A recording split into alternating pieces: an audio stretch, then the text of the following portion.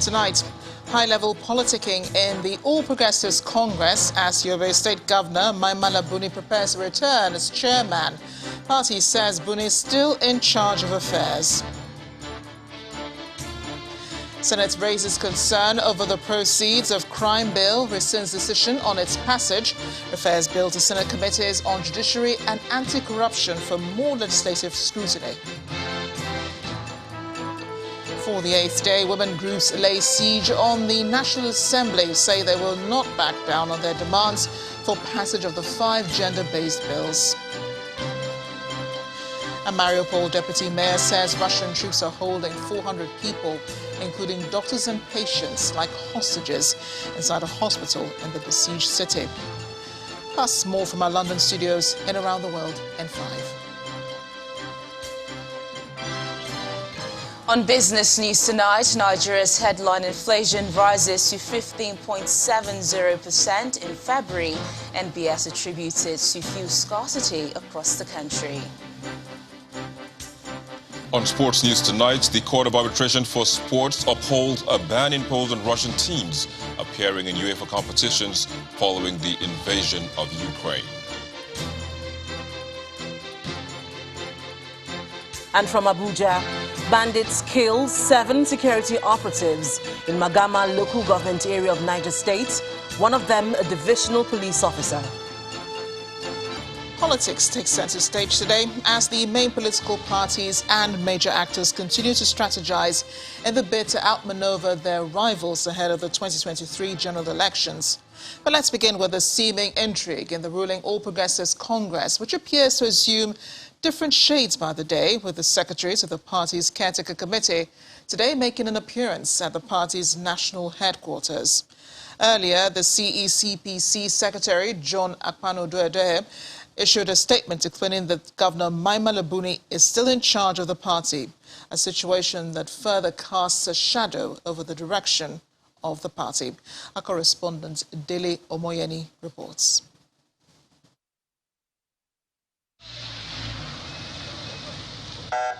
The APC is gearing up for its national convention amidst uncertainty surrounding the leadership of the party. However, the secretary of the caretaker committee clears the air on the party's leadership. According to the statement from Mr. Akpano-Adehe, and I quote, the CECPC chairman took a long-delayed trip abroad on health grounds, leaving behind written authorization for other members of the CECPC to continue work in his absence. All such actions were clearly identified at all times as happening in an acting or proxy capacity and under the auspices of the substantive chairman, Governor Maimala Buni, contrary to widespread speculations that the chairman, secretary or some other officials of the CECPC have been removed from office or otherwise replaced. End of quote. The party is vowing to proceed with preparations for the March 26 National Convention as Governor Abdullahi Ganduje of Kano State inspects the venue. The governor, who is the chairman of the protocol committee of the convention, says Governor Buni will preside over the convention. The two of them will do it. They are both members, so there is no division about it. Buni was away for medical attention, and he wrote a letter, I'm sure you saw it, requesting the governor of Niger State to act in his absence. So there is no problem about that. However, some members of the party have their concerns about the convention holding as scheduled. I'm scared. We got 10 days to go. And planning a convention, even if it were to be a birthday party, you don't plan a birthday party in 10 days. I think as much as possible, every I that must be dotted, every T that must be crossed, can still modestly be done. To have 9,000 accommodation issues, logistics, accreditation, and that accreditation must be foolproof. Accreditation of party people, partisan people, accreditation of media. We must be able to account for everybody that is coming to that. And people have also said that beyond all of those planning details, also is the fact that we need to also know that this election, as much as possible, should reflect the will of the people. The party hopes to engage senior lawyers to address the court order halting the planned national convention. From Abuja, Dele Omoyeni, Channels Television News. Meanwhile, the People's Democratic Party is asking the Independent National Electoral Commission to issue its Ebonyi State governorship candidate a certificate of return following court judgments on the direction of Governor Dave Umahi of Ebonyi State to the All Progressives Congress. The defection, the national chairman of the PDP, Senator Iyorchia Ayu, made this request during the caucus meeting of the party in Abuja, saying that the delay by INEC in issuing a certificate of return to its candidates is unacceptable. Our correspondent, Emperor Simon, reports. It's the 41st meeting of the People's Democratic Party PDP caucus, and in attendance are chieftains, including the former Vice Presidents Alhaji Atiku Abubakar and architect Namadi Sambo, present and past governors, serving and non-serving members of the National Assembly, as well as members of the Board of Trustees of the party. The meeting aims at discussing the party's timetable and guidelines in line with the timelines provided by the Independent National Electoral Commission (INEC) ahead of the 2023 general elections, and to appraise the performance of the party and the challenges arising from some of the recent midterm elections it participated in. Chairman, Governors Forum. The national chairman of the PDP, Senator Iyorchia Ayu, is pleased with the recent judgment of the court on the defection of Governor Dave Umahi of Ebonyi State and calls on INEC to comply with the directive by the court. The certified true copy of the judgment has been served on INEC, and INEC should respond accordingly by issuing certificate of return to our candidate, who will now take over as the governor of Ebonyi State. Since that massive victory, we have had contacts from others who have stolen our money. Reactions have been swift. Some are already declaring that, oh, they didn't join APC. They were not card-carrying members. They only decamped, whatever that means. As the verbal war between Governor Nyesom Wike of Rivers State and Governor Godwin Obaseki of Edo State continues, the party calls for unity among members. I appeal that we all, as leaders and members of this great party, must bury our differences and work together harmoniously and send the right signal to Nigerians that, yes, we are united and we can work together to rebuild this country. This meeting is expected to be followed by the meeting of the Board of Trustees and the National Executive Committee meeting in the coming days. Emperor Simon, Channels Television News. In a related development, former Vice President Alhaji Atiku Abubakar has formally informed the People's Democratic Party's Board of Trustees of his intention to run for president in the 2023 general elections. Alhaji Atiku, who met with the PDP BOT members in Abuja, asked them to join him in building bridges across the region's parties. Please join me in building bridges across this country.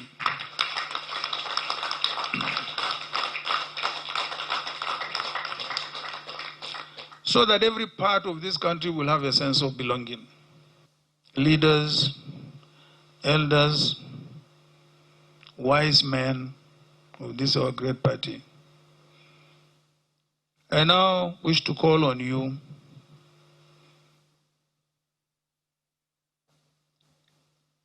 to please give me another opportunity to advance all these ideals of our party, very beautiful ideals, so that we can further consolidate democracy, unity, and development of our country.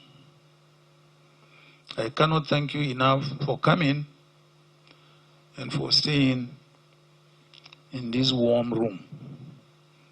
I wouldn't want to say it's hot, because it's not as hot as Jigawa, or not as hot as Yola.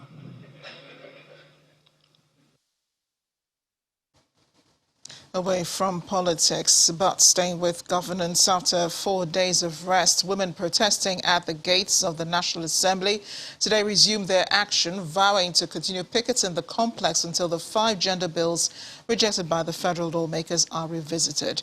They were later addressed by Senator Rochas Okorocha, who showed his solidarity with the women, urging the National Assembly to attend to their demands. Meanwhile, the factional leader of the National Youth Council of Nigeria, Mr. Solomon Adodo, led a group of youth on another protest that attempted to take up the same space as the women. Our correspondent, Kayla Megwa, reports. The day starts with the gates of the National Assembly being open. There's a free flow of traffic into the premises. Soon, the women begin cordoning off the area, refusing traffic into the National Assembly. Last week, the women had threatened to begin picketing the campaign offices of the lawmakers they say voted against the gender bills during the constitutional amendment, and said they would only vote women candidates in the upcoming elections in 2023. They say this has started already.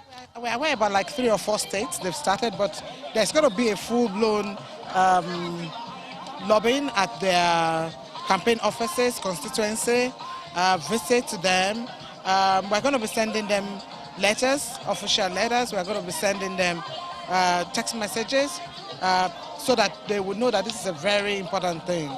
As the women mobilize themselves, another set of protesters, led by a factional leader of the National Youth Council of Nigeria, Solomon Adodo, claim they have a different protest and will be occupying the gates of the National Assembly. The women refuse. Nobody is going to the gate. For now, just give us that respect that we are occupying the gates of the National Assembly. The Solomon Adodo-led protesters decide to shelve their protest. The women begin their march. As they continue their speeches at the end of Democracy Avenue, they are met by Senator Rochas Okorocha, who, in addition to being a member of the Senate that has not made any attempt at rescinding his decision on the gender bills, has also recently declared his intention to run for president. The women ask him how he voted in the amendment, and he gives them some advice. If I didn't vote for the women, it means I didn't vote for my mother.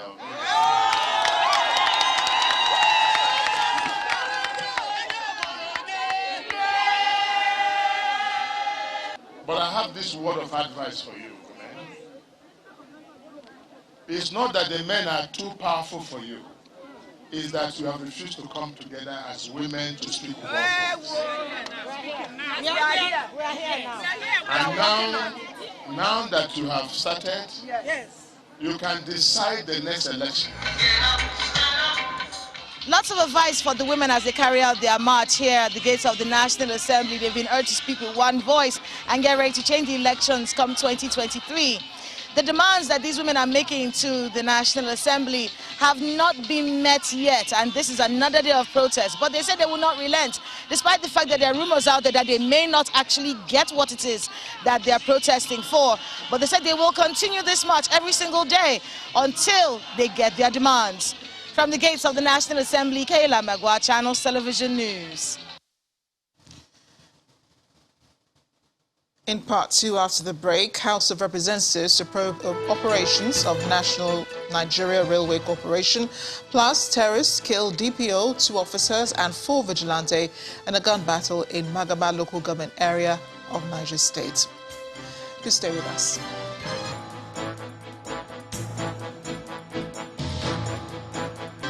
Welcome back. If you just joined us, watching the news at 10 live on Channels Television Lagos. A reminder of our top stories. High-level politicking in the All Progressives Congress as Yobe State Governor Maimala Buni prepares to return as chairman. Party says Buni is still in charge of affairs. Senate raises concern over the proceeds of crime bill, rescinds decision on its passage, refers bill to Senate committees on judiciary and anti-corruption for more legislative scrutiny. For the 8th day, women groups lay siege on the National Assembly, say they will not back down on their demands for passage of the 5 gender-based bills. And Mariupol deputy mayor says Russian troops are holding 400 people, including doctors and patients, like hostages inside a hospital in the besieged city.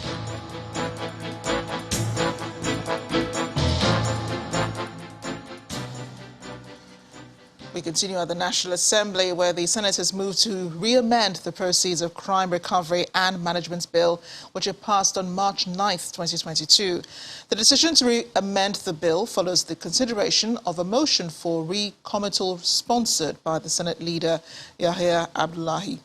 Senator Abdullahi explained that some law enforcement agencies have raised concerns over Clause 74 of the bill, which places the burden of proof on investigating agencies and not the defendants. Our correspondent Linda Kigbe has more.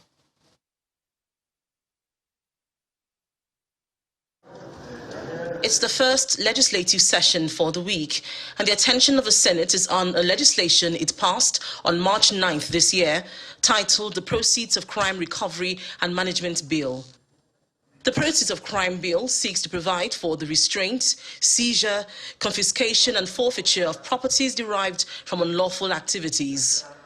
But the Senate leader is asking the upper chamber to rescind its decision on passing the bill and re-amend it going forward. He explains that the re-amendment of the bill became imperative in view of the amendment which was made to Clause 74, which places the burden of proof on the investigating agencies, but not on the defendant, as recommended by the Joint Committee in its report. The agencies wrote a letter to the Senate to please reconsider this particular issue.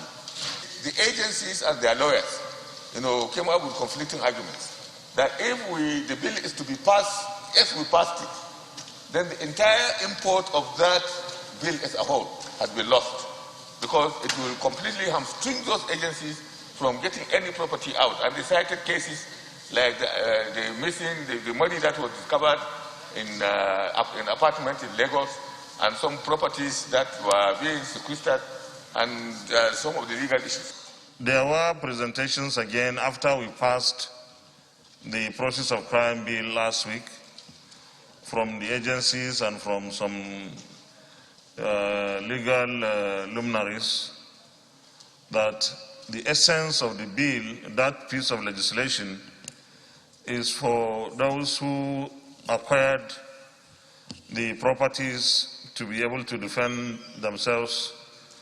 But we are very concerned about this. On one hand, the technical argument sounds convincing, but on another hand, no matter how convincing the technical argument, we have to protect citizens from overzealous officials. The Senate subsequently directs its committees on judiciary, human rights and legal matters, as well as anti-corruption and financial crime, to engage the relevant agencies with a view to exploring safeguards against abuse. Meanwhile, the upper chamber has passed through second reading a bill for an act to establish the Sickle Cell Disease Research and Treatment Center. The Senate refers the proposed legislation to its Committee on Health to report back within 4 weeks. Linda Akibe, Channels Television News. Following events of Thursday, March 11th, where a train conveying passengers and goods from Lagos to Ibadan came to a halt midway due to insufficient fuel, the House of Representatives has resolved to conduct a status inquiry of the Nigeria Railway Corporation. The minority leader, Ndudi Elumelu, who moved the motion of urgent public importance, describes the incident as a national embarrassment. He says this points to the inability of the management to effectively conduct routine standard operational checks. The House further concerned that this episode exposes the carelessness and irresponsibility and incompetence of the management of Railway Corporation to effectively and efficiently manage the sector. The House is disturbed that for a train to leave the station with insufficient fuel only to get stuck midway into the journey with traumatized and stranded passengers is a huge national embarrassment, which not only makes our nation a laughingstock in the eyes of the international community, but a complete system failure by Nigerian Railway. Further disturbed that the excuse by one of the officers known as the Managing Director of Nigerian Railway Corporation is not just laughable, but points to the inability of the management to effectively conduct routine standard operation check, thereby raising serious issues about the safety and reliability of our rail services, which must be seriously investigated. Away from the lawmakers, a batch of 162 stranded Nigerian returnees from Libya has arrived in the country. The returnees arrived at the cargo wing of the Mirza Mohammed International Airport, Ikeja, this afternoon aboard Boeing 737-800 Al Burak Air with registration number 5A DMG. According to the National Emergency Management Agency, of the 162 returnees, 41 of them are female adults, 5 female children, 5 female infants, along with 96 adult males, 9 male children and 5 male infants. They were brought back to the country by the International Organization for Migration, bringing the total number of assisted voluntary returnee flights to 91 since inception in April 2017, with the total number of returnees from Libya put at 24,000. Let's get more stories now from Linda Kigbe in Abuja. Hi, Linda. Hello, Amarachi. To security matters, and on a rather sad note, a divisional police officer, 2 other police personnel and 4 vigilantes have been killed by terrorists who invaded Nasco village in Magama local government area of Niger State. The Niger State Command spokesperson, DSP Wasiu Abiodun, explained in a statement that following reports of an attack, police operatives with vigilante members engaged the terrorists in a gun battle, leading to some of the hoodlums being neutralized, while others escaped with gunshot injuries. Unfortunately, 7 people lost their lives in the encounter. Niger State Commissioner of Police CP Bala Kuyas has commiserated with the families of the officers and vigilante members who lost their lives, vowing that the command will not be deterred in its efforts to curb banditry in the state. In other stories, the Nigerian Communications Commission says it is committed to working with sister regulatory agencies in the banking and telecommunications sector to evolve services that protect consumers from financial losses. This pledge was made by the Executive Vice Chairman of the NCC, Professor Umar Dambata, who explains that despite the challenges, the Commission would ensure more Nigerians have access to digital platforms. He was speaking at an event in Abuja to mark the 2022 World Consumer Rights Day.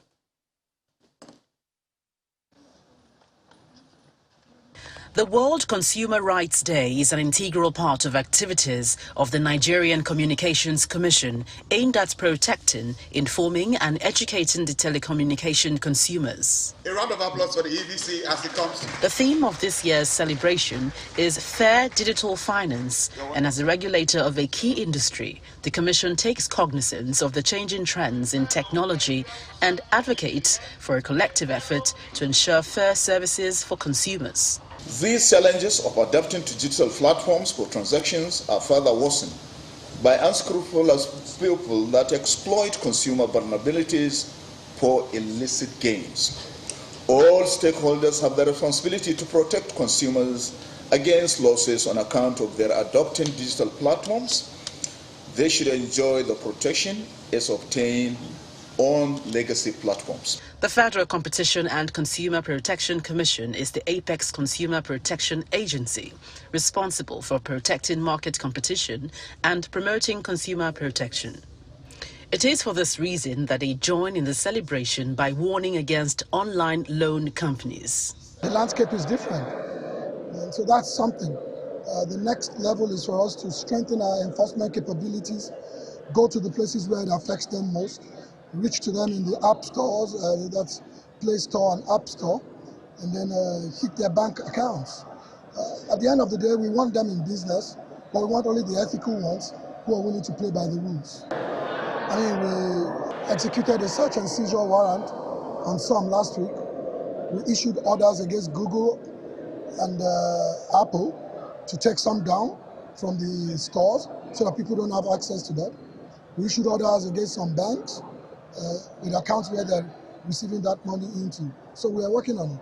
The Commission hopes to improve on the sensitization of Nigerian consumers on their rights. The Vice President is urging the West African Examinations Council, WAEC, to implement online examinations and on-screen marking as it embraces technology. Vice President Yemi Osinbajo made the call in Abuja while declaring open the annual council meeting and the 70th anniversary of the establishment of WAEC. Professor Osinbajo says the council had creditably acquitted itself over the years as more than 90% of educated adults in English-speaking West African countries were products of WAEC one way or the other. Thank you very much. It is a gathering of education experts from across West Africa as the West African Examination Council holds its annual council meeting in Abuja. Vice President Professor Yemi Osinbajo commends WAEC for the technological innovations it has implemented so far, which includes biometric verifications, online registration, computer-based tests, among others. However, he wants the examination body to do more.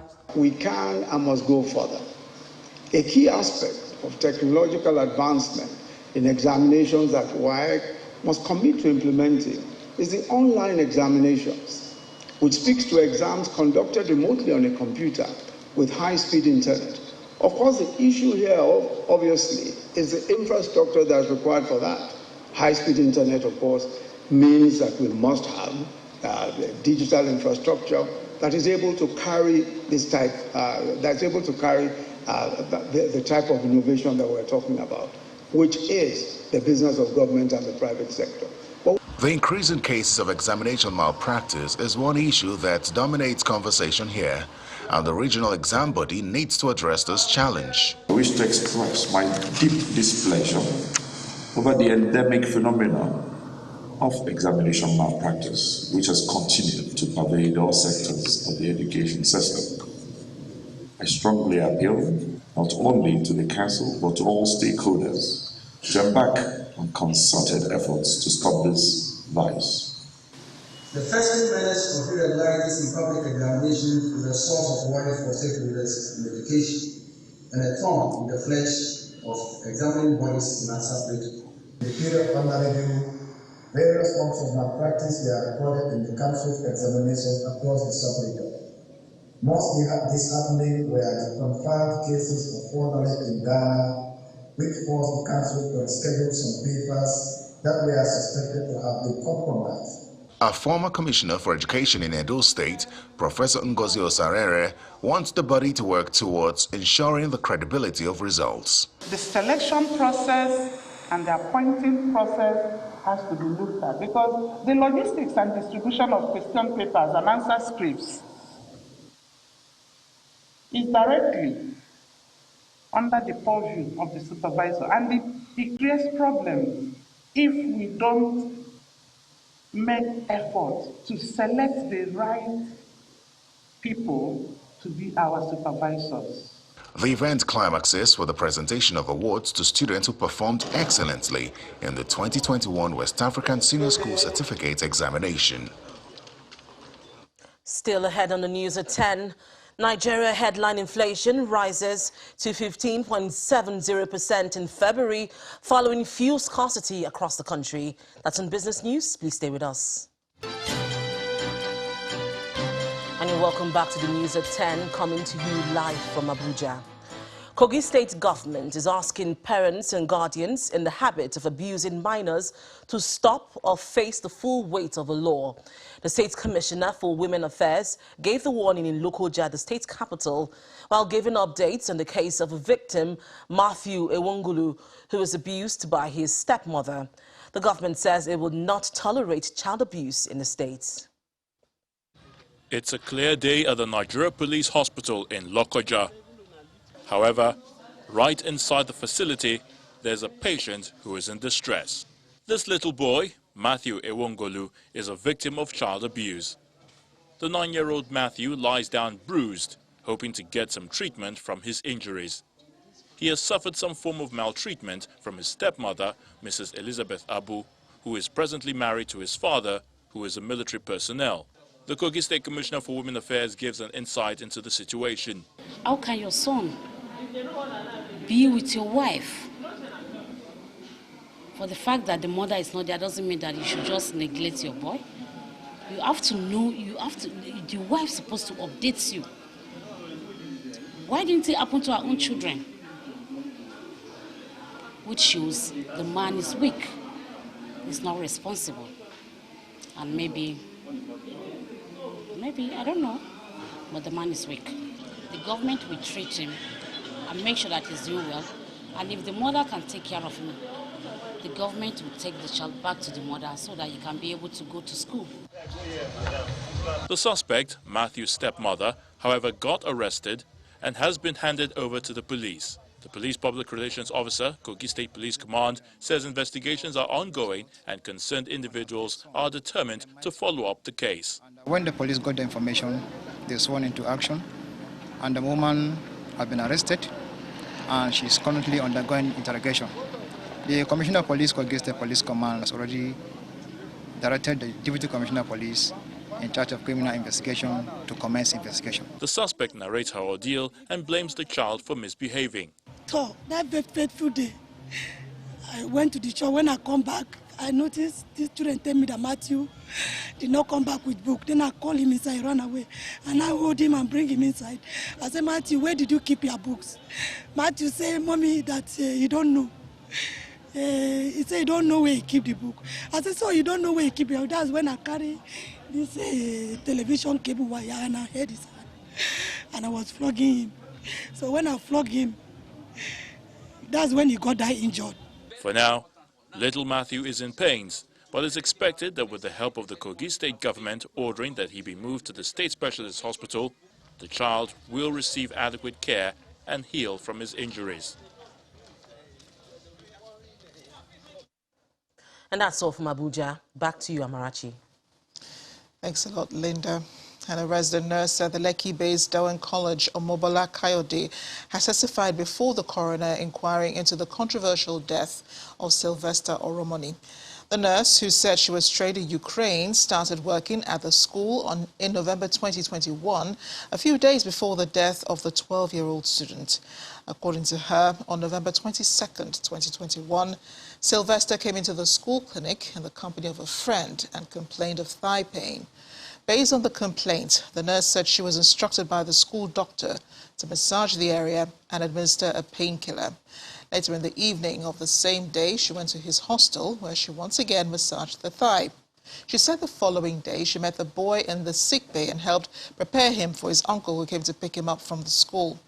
The nurse, who described the boy's ailments as minor, also testified that she did not get any information that he sustained injuries while playing football. Neither did she notice any scalding of the lips or injury to the ankle. Moving on, experts in the agriculture sector of the nation's economy are canvassing more funding in mechanized farming, research and development if food production must match the geometric population progression in the country. It formed part of the resolutions reached at the maiden edition of the Olatunde Abudu lecture held at the Olusegun Obasanjo Presidential Library in Abeokuta, the Ogun State capital. Speakers are of the opinion the current agricultural practice, coupled with insecurity and the negative effects of the climate change, have put man at risk, especially in Africa.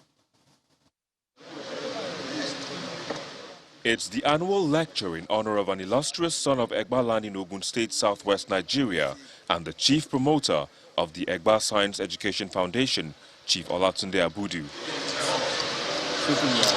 The foundation has as its core mandate the promotion of science and technology for the advancement of humanity, which is why dignitaries from all walks of life, including the paramount ruler of Egba land, government officials, captains of industries, families, friends, and students gather to be part of the lecture.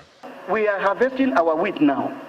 The guest lecturer establishes the synergy between agriculture development, science and technology, with emphasis on research and development. Two things are happening under the climate change. Water scarcity in some places, and flood in some areas.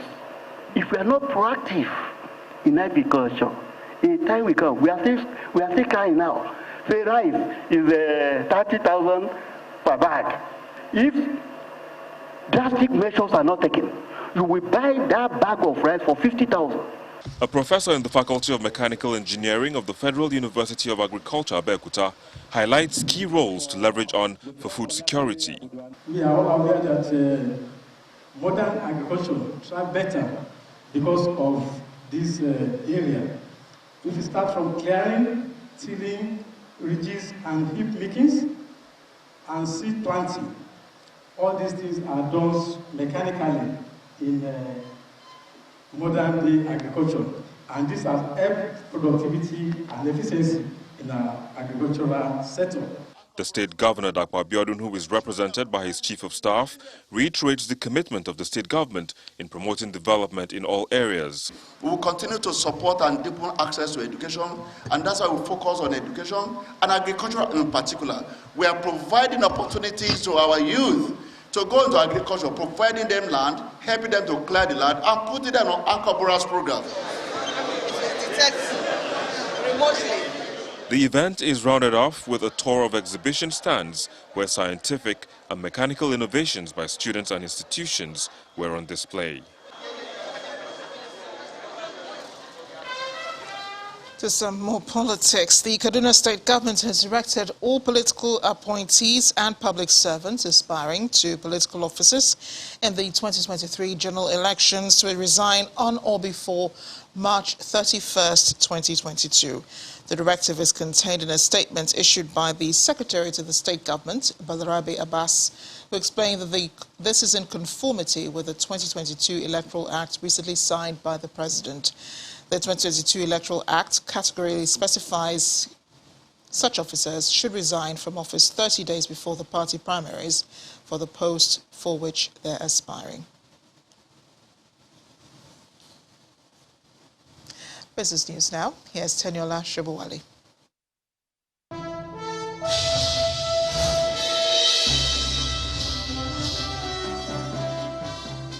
Thanks a lot, Amarachi. Welcome to Business News. The Consumer Price Index, which measures the rate of increase in the price of goods and services, has risen to 15.7% in February 2022 amid soaring fuel prices and scarcity. Speaking during the release of the statistics in Abuja, the Statistician General of the Federation, Mr. Simon Harry, explains that the rate is 1.63% points lower compared to the rate recorded in February 2021.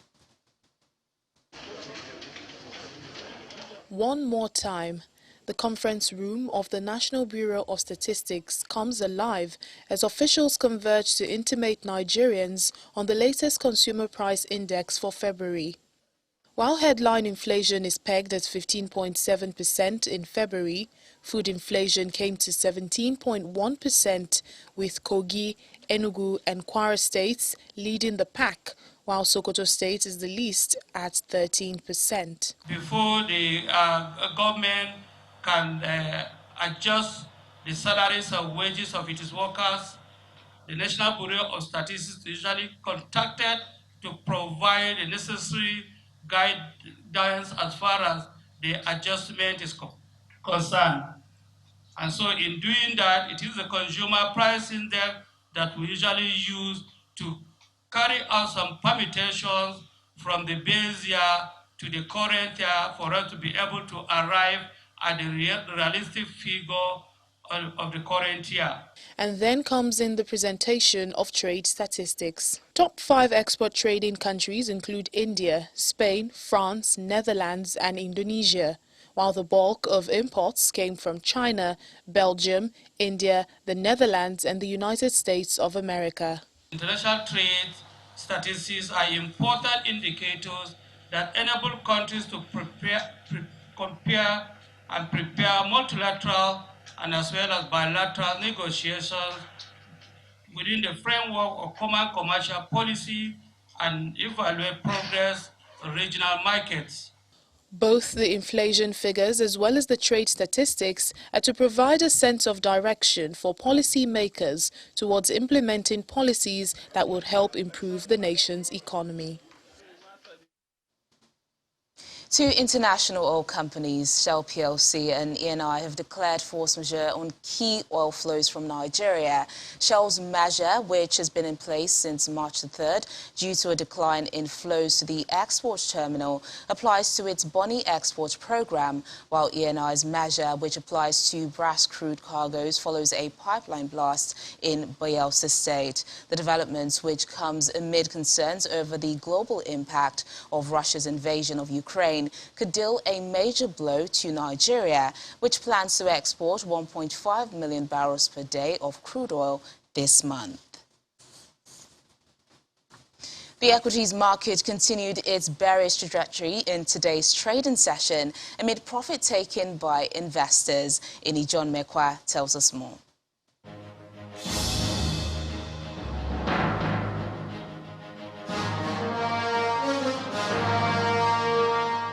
Thank you so much. Welcome to the Stock Market Report. That's right, it was another red day at the NGX today. Although the loss is mild, just like yesterday, but the value lost is more. 20 billion naira shaved off the total value of the market at the close of the second trading day this week. Unlike yesterday, the bear had a strong hold on the activity chart with volume almost 86% less than the previous session. No thanks to the continued sell-off on major stocks such as GTCO, which shed 50 kobo from its share price, while Zenith and UBA, all in the banking sector, dipped by 20 kobo each.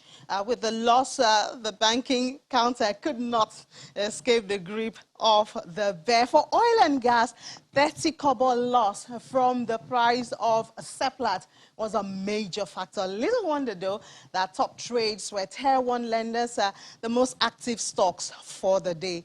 Investors seem to still be profit hungry, but at some point, it will be time for bargain hunting again, and the market will turn green. So we'll keep watching and keep reporting. That's the Stock Market Report. I'm Ini John Mekwa.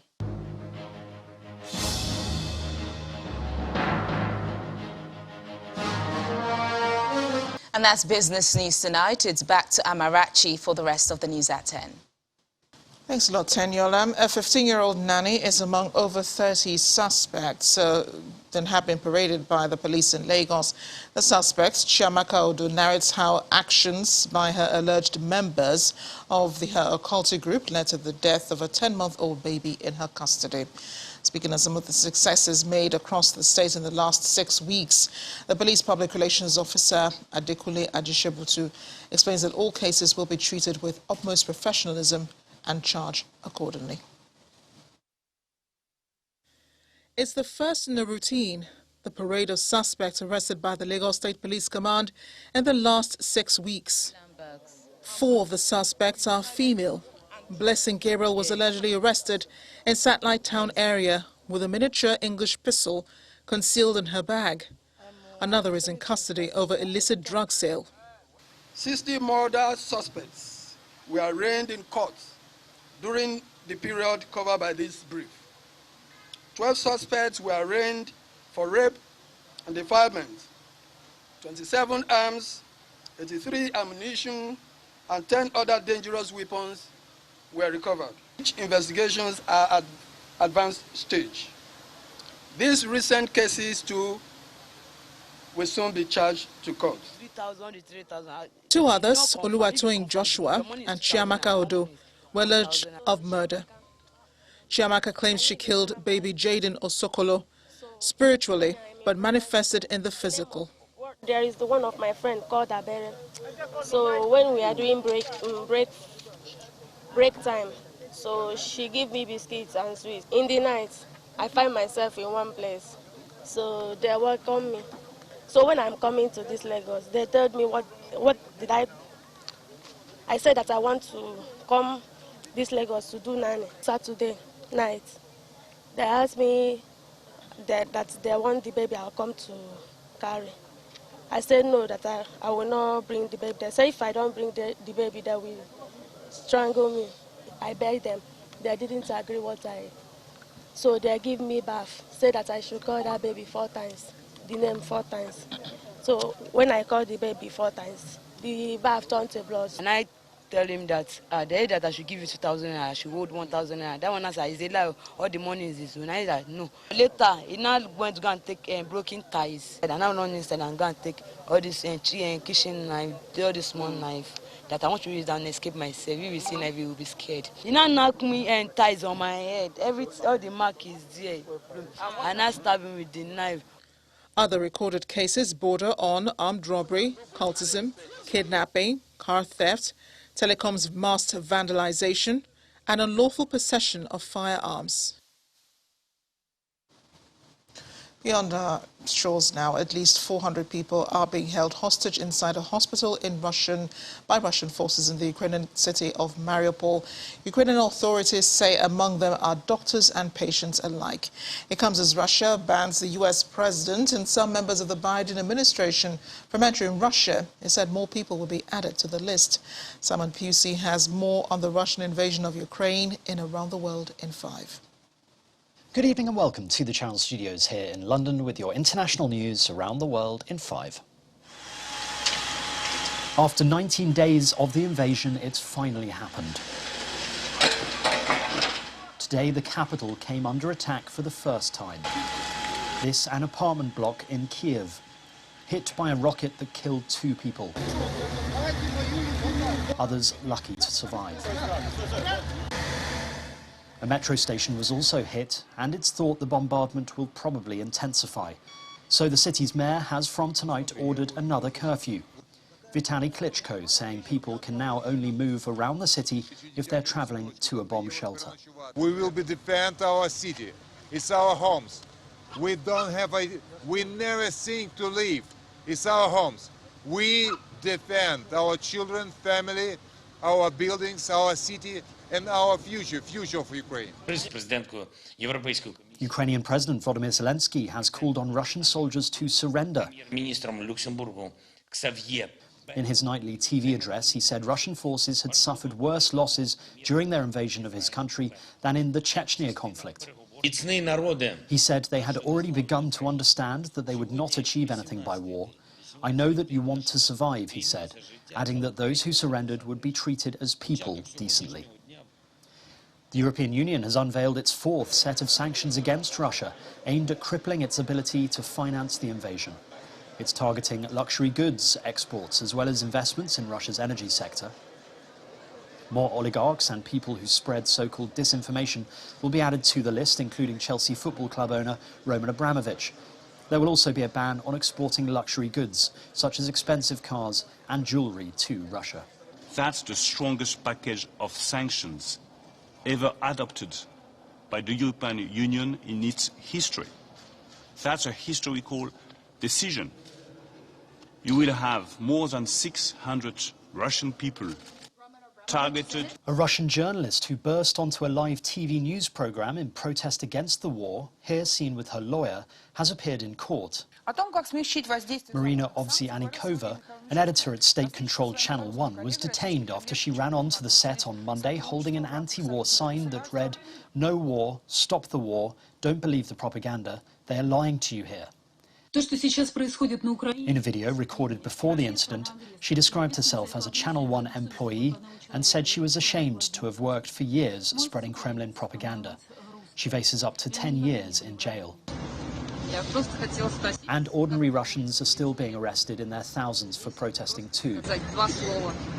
Holding a small sign for just a few seconds ends fast.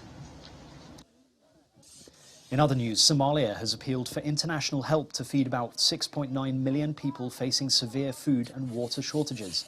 In a statement, Prime Minister Mohamed Hussein Roble said the dire situation was already forcing 500,000 Somalis to flee their homes in search of food and water. His appeal came hours after state TV reported that 3 people had died from extreme hunger in the southwest of the country. Thousands of children reportedly dropped out of school. As many as 20 million people in 4 African countries are facing extreme food shortages as an exceptionally long and severe drought continues. Multinational companies have halted some operations as China widens its COVID lockdowns, among its biggest since the start of the pandemic. Tens of millions of people across the country face restrictions as authorities publish record numbers of cases. Toyota, Volkswagen and Apple supplier Foxconn are among the firms affected. The lockdowns have raised concerns that crucial supply chains may be disrupted. And the Eiffel Tower has grown by 6 metres after a new digital radio antenna was attached to the top of the Paris monument. A helicopter lowered the antenna onto its base atop the tower, where workmen made it secure in an operation that lasted less than 10 minutes. The tower, built by Gustave Eiffel in the late 19th century, now measures 330 metres after the DAB Plus antenna was airlifted onto the top. And that's your international news around the world in 5. Now back to the Channel Studios in Lagos. Sports News is next. Here's Victor Matthias.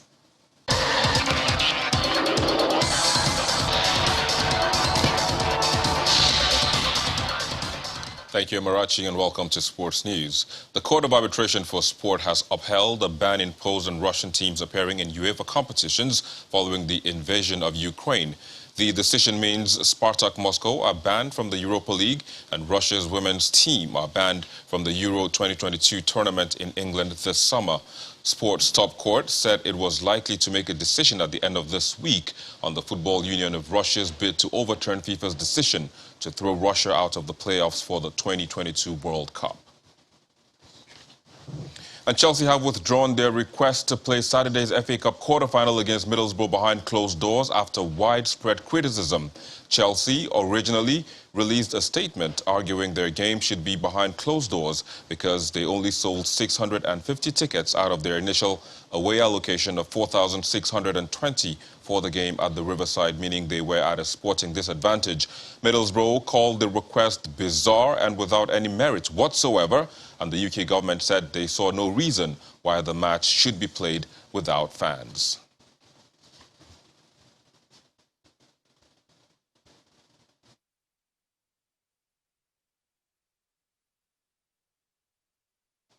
In the UEFA Champions League, Atletico Madrid progressed to the quarter-final after a 1-0 victory over Manchester United at Old Trafford to advance 2-1 on aggregate. Renan Lodi's goal for the Spaniards in the 41st minute was enough to secure victory. Elsewhere, Benfica is still playing, but they're leading 1-0 at Ajax, with the game still 3-2 on aggregate. But to the racetrack, Bahrain is getting ready to host the first race of the 2022 Formula One World Championship on Sunday. Lewis Hamilton and Max Verstappen lead F1 into a new era this weekend as the sport seeks to move on from one of its most controversial seasons with a fresh start and plenty of change. New-look cars, heavier and with bigger wheels, but redrawn aerodynamics to make overtaking easier, have raised hopes of a general shake-up as part of the most far-reaching overhaul in decades. And that's a wrap on Sports News. Thank you for watching. I'm Victor Matthias. It's back to Amarachi.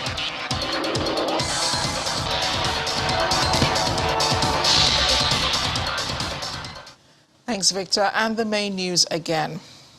The high-level politicking in the All Progressives Congress today assumed a new twist as the Secretary issued a statement saying that the Yobe State Governor, Mai Mala Buni, is prepared to return as chairman of the party and that he is still in charge of the party's affairs. Also today, the Senate expressed concern over the proceeds of crime bill as it rescinded its decision on its passage, referred the bill to Senate committees on judiciary and anti-corruption for more legislative scrutiny. That is the news at 10 tonight. Thanks for watching. I'm Amarachi Ubani. Good night.